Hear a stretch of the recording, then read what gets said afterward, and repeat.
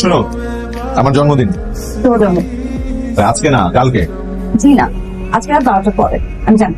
ঠিক আছে, কিন্তু এইভাবে হবে না। আমরা কেক কাটবো কালকে সন্ধ্যায়, তুমি ক্যাফেটি কর্নারে আসবা।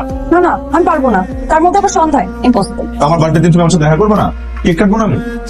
আচ্ছা ঠিক আছে, যদি তুমি না আসো আমি কেক কি রে বাবু? সরি, রং টাইমিং ভাই। আসলেই রং টাইমিং। আয়।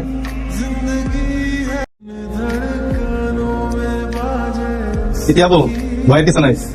ইফতি ভাই হলো আমার চাঁদের জিগার বড় ভাই, কয়দিন পর হবে দুলা ভাই। যদি আমি হই তোমার ছোট ভাই। এখন আমি যাই।